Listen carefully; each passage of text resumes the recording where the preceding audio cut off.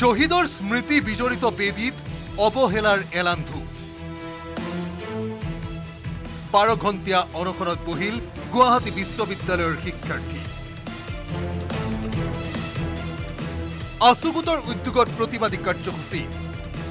একেদিনাই বিশ্ববিদ্যালয়ে স্থাপন কৰিলে আধাৰশিলা।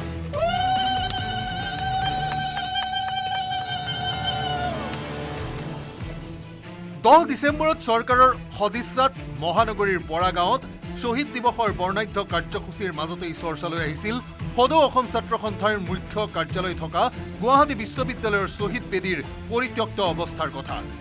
2024 চনৰ 27 মেত প্ৰাকৃতিক দুৰ্যোগত বিধ্বস্ত হৈছিল বিশ্ববিদ্যালয়ৰ মূল প্ৰৱেশদ্বাৰৰ ঠিক বাওঁ কাষে অৱস্থিত শ্বহীদ বেদী।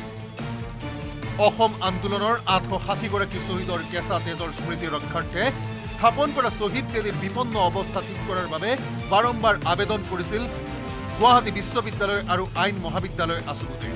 কিন্তু বিগত এটা বছৰে কোনো ধৰণৰ সঁহাৰি লাভ নকৰিলে বিষয়টো। সেই মৰ্মে বিশ্ববিদ্যালয় আৰু আইন মহাবিদ্যালয় আছুগুটে জনালে বিশেষ আহ্বান। সুদীৰ্ঘ 1.5 বছৰে গা নলৰা কৰ্তৃপক্ষৰ দৃষ্টিগোচৰ হোৱাকৈ অনশন কাৰ্যসূচী ৰূপায়ণ কৰিলে শিক্ষাৰ্থীসকলে।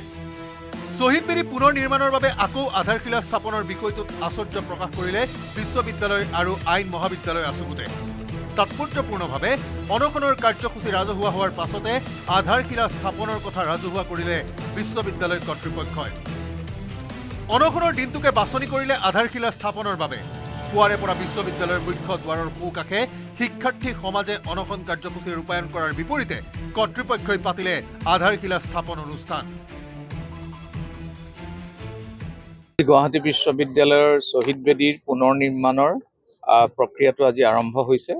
অসমৰ বিখ্যাত ভাস্কৰ্য শিল্পী বীৰেন সিংহৰ দ্বাৰা এই শ্বহীদ বেদী নিৰ্মাণ হ'ব আৰু অসমৰ আন্দোলনৰ আচলতে গোটেই বুনিয়াদটো গুৱাহাটী বিশ্ববিদ্যালয়ৰ পৰা হৈছিল বুলি ক'লেও অতিৰঞ্জিত কৰা নহ'ব। গতিকে শ্বহীদসকলৰ স্মৃতিত তেখেতলোকৰ মাজতে আমাৰ থকা যিটো শ্বহীদ বেদী আছিলে প্ৰাকৃতিক দুৰ্যোগত এয়া ধ্বংস হৈছিলে।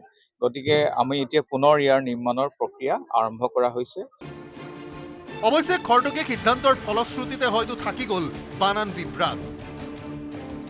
বিভ্ৰান্তিকৰ বানান সম্বলিত ফলকৰ সন্মুখতেই আধাৰশিলা স্থাপন কৰিলে বিশ্ববিদ্যালয়ৰ উপাচাৰ্য অধ্যাপক ননীগোপাল মহন্তই। আধাৰশিলা স্থাপন কৰিয়েই প্ৰতিবাদকাৰী ছাত্ৰৰ সমীপত উপস্থিত হ'ল উপাচাৰ্য সহিতে বিশ্ববিদ্যালয় কৰ্তৃপক্ষ। আনুষ্ঠানিক অনানুষ্ঠানিক আবেদন নিবেদনৰ পাছত আছুগুটৰ দাবী শুনিবলৈ গ'ল বিশ্ববিদ্যালয় কৰ্তৃপক্ষ আকৌ এবাৰ। প্ৰায় 1.5 বছৰ কালত বিশ্ববিদ্যালয়ত দুগৰাকীকৈ উপাচাৰ্যই কাৰ্যনিৰ্বাহ কৰিলে। অসংখ্য বৃহৎ কলেবৰৰ অনুষ্ঠান আয়োজন হ'ল।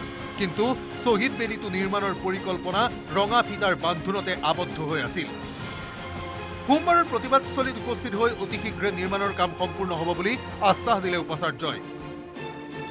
12 ঘণ্টীয়া অনশন সম্পূৰ্ণ হোৱাৰ পূৰ্বেই কৰ্তৃপক্ষৰ বুজনিত অনশন সামৰিলে আছুগুটে। নিজ হাতে জল পান কৰাই অনশন ভাঙিলে উপাচাৰ্যই। কৰ্তৃপক্ষৰ বুজনিত সৈমান হলেও ছাত্ৰ সমাজে নজৰ ৰাখিব শ্বহীদ বেদী পুনঃ নিৰ্মাণৰ কামৰ অগ্ৰগতি। সবিতা শৰ্মা আৰু Dhrubajyoti Kalita report, news 18 Assam north east. আপুনি বিচৰা বাতৰি পাব কেৱল নিউজ 18 এপত। নিউজ 18 এপ ডাউনলোড কৰিবলৈ স্কেন কৰক এই QR কোড। গুগল প্লে ষ্টৰতো পাব এই নিউজ 18 এপ।